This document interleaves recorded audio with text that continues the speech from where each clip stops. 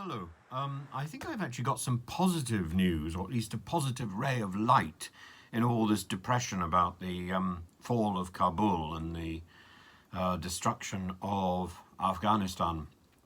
And the news is that Edi Rama, who's the Prime Minister of Albania, has offered to take in refugees, at least until they can be processed by America.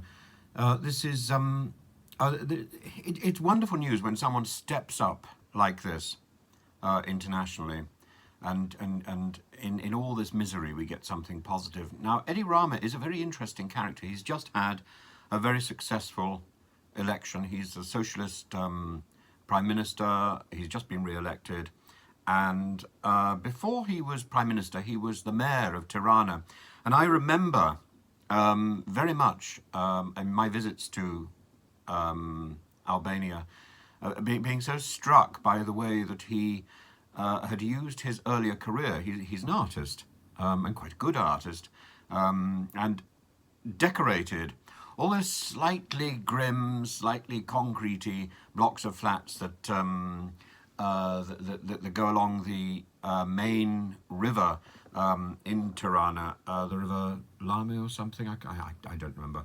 And it's so colourful. It's so delightful. It's such a positive impression. And sometimes we need a little bit of positivity to get us through the day. The other thing that struck me is the absurdity and stupidity. There really isn't another word for it. Of people you know, people like Trump and Biden, who think that a war is something that can be over quickly. It can't. 20 years is not a long time to be cleaning up after a war. Maybe the basic campaign was sorted out very quickly, but wars have a lingering period afterwards.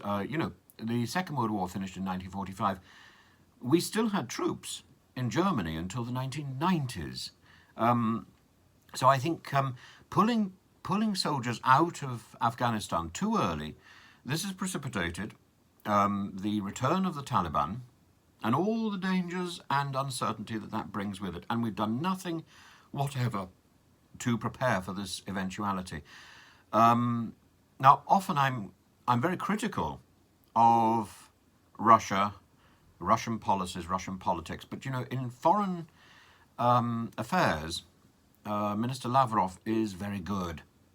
And I raised an eyebrow at the Taliban being in Moscow in May, but you can now see, of all the embassies located in Kabul, it's only Russia's embassy which is going to remain open, because they have struck a deal with the Taliban.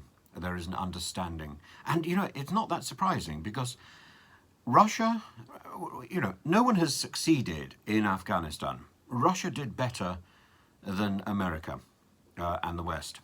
And you can still see Soviet buildings in Kabul. And I'm sure there are still Afghan generals who speak Russian. The West interfered in Afghanistan way back in the 20th century, when Russia was trying to annex Afghanistan. And maybe we shouldn't have done that. But what we can say with certainty is we shouldn't have got out so quickly this time, because we have caused more trouble than we might possibly have created, than we might possibly have solved. Anyway, all praise to Edi Rama in Albania for doing the right thing. It's very good to hear these stories. So have a good week. Let me know your comments, and please follow this site and ring the bell. It's down there, I think. Bye-bye.